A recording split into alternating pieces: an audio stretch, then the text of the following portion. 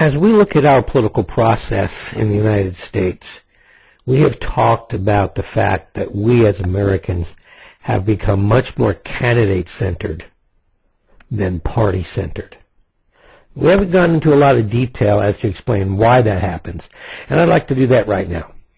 And basically, what we're talking about here is that in past years, individuals in this country looked very closely at the party that an individual belonged to. In other words, when people went to vote in past years, they would care less about who the person was on the ballot and more about which party that person was from. And when we were party-centered, life was relatively easy for the voter because all we really had to do as a voter is figure out what did the Democratic Party feel and what did the Republican Party feel. And if we understood what those two parties felt, we pretty much had a good idea of how all the Democrats on the ballot were going to feel and how all the Republicans on the ballot were going to feel. Well, some things have happened, and we're going to talk in a while about that, but some things have happened that have caused us as Americans to stop looking so closely at the party that a candidate belongs to and start looking more at what the individual candidate believes. What are the individual characteristics of the candidate? So our politics, our elections today have become much more candidate-centered rather than party-centered. Now, when we become much more candidate-centered, we have the issue that a voter now has to understand and research and explore what each individual candidate in every single race believes. Because in the past, when we were party-centered, all we had to do was understand what the Republicans believed and what the Democrats believed. And we knew that every Republican on the ballot would believe the same thing and every Democrat on the ballot would believe the same thing. So whether we were voting in just the presidential election or if there's a presidential election, a gubernatorial election, a state senate election, a state representative election, we knew that Republican in every one of those races was going to believe the same thing. And we know the Democrat in every one of those races was going to believe the same thing. So we didn't have a need to investigate or research every single candidate in every single race. We investigated the Republicans and we investigated the Democrats. Now what we have to do is we have to investigate or research what the Republican believes in the presidential election and what the Democrat believes in the presidential election. What does the Republican in the House of Representatives race believe, and what does the Democrat in the House of Representatives? We would have to go down every single race on the ballot and identify and research a Republican candidate and a Democratic candidate for each race. The problem with that is we as Americans don't like to do any real research, let alone research 15 different candidates or 20 different candidates.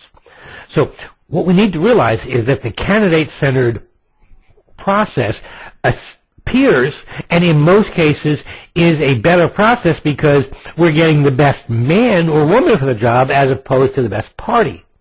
But the problem is that it becomes much more difficult for us to determine who we think the best candidate is because we have to research so many different candidates.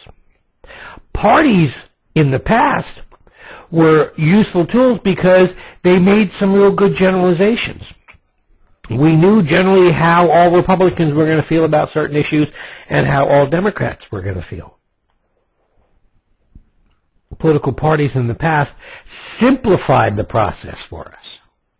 And that was a very, very useful option, or it was a very useful aspect of the party-centered process, especially when we trusted parties and parties had power. But as we as Americans start to trust political parties less, as we as Americans start to take some power away from political parties, then using the party label to identify how a certain candidate feels is not going to be useful anymore. That's why today's elections are much more candidate-centered. And what I want to do to kind of show you the evolution of our political process from being party-centered to candidate-centered is I want to look real briefly at the history of political parties.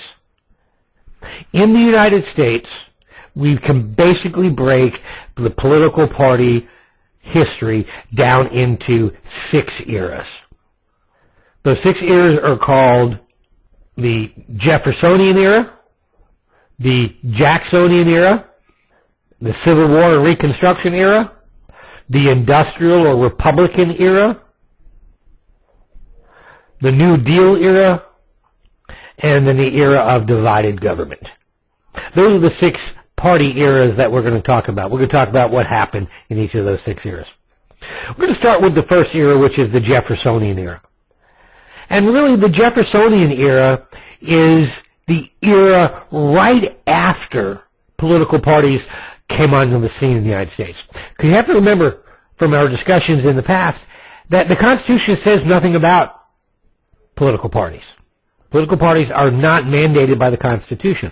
And George Washington, when he left office, said we should stay away from political parties. But what happened was, as soon as George Washington says, I'm not running for office again, 2 parties are created. One party wants to, elect Adams president, and one wants to elect Jefferson president. So we have the first 2 political parties are created. Now, these political parties during this first era of party history look nothing like today's political parties. The first political parties we see during this Jeffersonian era are really just basically the men that were in Congress. The men that were in Congress that tended to have a Federalist belief created the Federalist Party. The men in Congress who had the anti-Federalist belief created the Anti-Federalist Party. There weren't a whole lot of other people outside of the members of Congress who were involved in the party process. As a matter of fact, these men in Congress became the most powerful people in the presidential nomination process. Because we talk about the presidential process because it's the biggest election in the country. The way it worked from, the early 1790s all the way through 1828, 1830 was the men that belonged to the Federalist Party in Congress. Those men would get together and they would select the person they wanted to be the presidential nominee for their party. Then the anti-Federalists that were in Congress would get together and they would pick somebody. A very small group of men. Very, very elitist. The average American had very little input into this. Political parties were very powerful at this time, but they were very small at this time. Well, what happens is, for the first, 30 or 40 years of our history, these political parties that are dominated by the members of Congress nominate people that are from the elite class in the country. When you look at the people that were nominated to be president in the first 40 years, it's people like Alexander Hamilton, John Adams, Thomas Jefferson. All of these people were elitists. These were members, people who had helped write the Constitution. So these men who were in Congress were the same men that helped write the Constitution. These elitist guys. But what happens is, in the mid-1800s, 1820s, in the mid-1820s, a guy by the name of Andrew Jackson comes along. And Andrew Jackson is a very popular person. But he is not from one of the elite parties. He's not a member of the elite class. Andrew Jackson expects to get the nomination, but these elitists in Congress kind of look down their nose at him and say, no, he's just not one of us. So they nominate somebody else. Well, Andrew Jackson gets very upset with this, and what Andrew Jackson starts doing is he starts changing the way that parties look in this country. Jackson says that parties now should allow more of the average American to be involved in the process. Don't just let these elitists in Congress decide who is going to be nominated president, but we should let more of the average American get involved. Andrew Jackson suggests that we start having a national nominating convention. The Democratic Party in 1832 uses the National Nominating Convention, and every presidential election since 1832 has been based on a National Nominating Convention. Okay? And what happens is Jackson becomes president, more mass involvement, the average American gets to be more involved. And then we see this system of, the Democrats versus the Whigs, and the average American gets more involved. We see that coasting along until the election of 1860. And in the election of 1860, of course, we elect Abraham Lincoln to be the president. And the important thing about the election of 1860 is it's the first election in which we have a Democrat running against a Republican. Every single presidential election since 1860 has been based on those two parties. The two parties that we have in our country today, Democrats and Republicans, the first time that they really competed against each other nationally was in 1860. During the Civil War, and shortly after, during the Civil War and Reconstruction era, political parties became very, very powerful. And basically the reason they became very powerful is because the parties had control of the major aspects of everyday life, not just government life, but everyday life of the Americans. There were three things that political parties controlled in the 1860s and through the early 1900s. They controlled government jobs. They controlled who was going to get the nomination for their party. And they controlled the voting process. And this is really important to understand because these parties had become so powerful that we called them party machines. And when we talk about government jobs, during this time period, all government jobs belonged to the person who held political office. If I am the governor of a state during this Civil War Reconstruction era, all the state jobs belong to me. When I win the governorship, then I can give jobs to whomever I want to. And if I can give jobs to whomever I want to, then I can try and, or have a good chance of controlling who they're going to vote for and who their family members are going to vote for. Because if I gave you your job, I'm probably going to be pretty guaranteed that you're going to vote for me because you want to keep your job. And if your wife wants you to keep your job and she has the right to vote, she's probably going to vote for me as well. So as parties gave out jobs, according to what we call the patronage system, they had lots of power. But the other thing that these party machines had was they had control over the nomination process. These parties were so powerful in certain cities, like New York, Tammany Hall. The Democratic Party in New York was called Tammany Hall, and every elected official in New York City during this time period was a Democrat, because if Tammany Hall, the party machine, said, I want Kevin to be the nominee for mayor of New York City, everybody in the city who owed their job to the Democratic Party in New York City would vote for me because the party nominated me. And since the party nominated the people, decided whose names got on the ballot, I, as a candidate, was going to be much more worried about keeping my party happy than I would be about keeping the voters happy. Because if the party doesn't nominate me, the voters can't vote for me. So the second tool that the parties had was they controlled the nomination process. The third tool that the parties had during the third party era that gave them so much power was they actually controlled the voting process. When I would go in to vote during the Civil War Reconstruction era, I didn't go into a private voting booth and vote. What I would do is I would walk up to a table, and there would be a guy there who works the voting booth, and he got his job working the voting booth because the political boss gave him his job. This guy who worked for the boss would hand me my ballot, and he would sit there and watch me vote.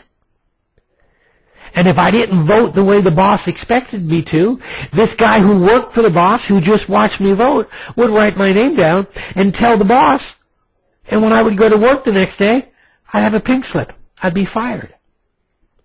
So political parties during this time period controlled so much of our average everyday life that we looked to them in deciding who we were going to vote for. It was very party-centered. Well, what happens is, around 1896, early 1900s, we start something called the Industrial or Republican era. That time period in American history is called the Progressive era, where people were looking at what big business was doing to, poor people and saying, the sweatshops and these factories are just taking advantage of these poor people. We should be regulating these big businesses. It was wrong the way they were treating these poor people. But some of those progressives that were looking at what the big businesses were doing also looked at what the parties were doing. The party machines were taking advantage of the average everyday American. The party machines were treating the poor people just as badly in some cases as these big companies were. So during this industrial Republican era, we see lots of progressive reforms in the country. And probably the three progressive reforms that weaken parties the most would be the Australian ballot. And the Australian ballot is the secret ballot. Now, after these progressive reforms, after the Australian ballot is introduced, the boss's workers at the polling locations can't watch me vote. When they hand me the ballot, they say, don't forget to vote for the boss. And I say, okay, and I go in and I vote. I can vote for whomever I want to. After all the ballots are counted and the boss figured out he loses, that's the only time that he figures out that people are voting against him. And the boss doesn't know exactly who voted against his people and who didn't. So this private ballot, this secret ballot, the Australian ballot, really weakens parties. Another thing, another progressive reform we see during this time period is what we call a direct primary. What we start having is, instead of the political parties deciding whose names are going to be on the ballot, what we do is we start a system where individuals can get their names put on the ballot simply by declaring their candidacy. I used to have to go talk to the boss if I wanted to get my name on the ballot. But with the direct primary, all I do is I go to some office, some government office, and I fill out a form. I pay a little fee, and my name gets on the ballot. Now, as I'm running for office, I don't have to make the boss or the party happy. I have to make the voters happy. So the use of the direct primary, again, weakens political parties. And then the third progressive reform is the Pendleton Act, which we've talked about before. And the Pendleton Act basically creates the merit system in which government jobs are no longer given out as political favors. The way you get a government job after the Pendleton Act is passed is you prove you can do the job, and if you prove you can do the job, you get the job. And if you get the job because you prove you can do it, the only way for you to lose that job is for you to do something that shows that you're not doing the job correctly. These three progressive reforms take three major tools away from the political parties. And as political parties become weaker, individual candidates become stronger, and our elections become less party-centered and much more candidate-centered. The Industrial era, the Republican era of party history, as we said, sees these three progressive reforms which weaken parties greatly. Now, at the 1930s or so, we enter into what we call the New Deal era. And what we primarily see here in the New Deal era is that the Democratic Party gains a lot of influence and power in the country, primarily because of FDR and his New Deal. Remember, we're in the Depression, and Hoover is the type of president who believes that, the President of the United States really can't do anything to help the states. FDR comes along and says, no, I'm the president of the whole United States. I really should be doing what I can to help the states. And FDR starts getting involved in state issues. FDR starts getting the federal government involved in state issues. As he does that, he starts to change the types of people in the United States that support the Democratic Party. In the past, the Republican Party was the party that African Americans supported because Lincoln was a member of the Republican Party. FDR comes along and starts providing programming for low-income people in this country. Most African Americans in the 1930s and 40s were low-income. So if the Democratic Party is going to start pushing programs that help the low income, and most African Americans are low income, most African Americans are going to start to support the Democratic Party. And all of those white Southerners that used to support the Democratic Party simply because Abraham Lincoln was a member of the Republican Party, they start to change who they support.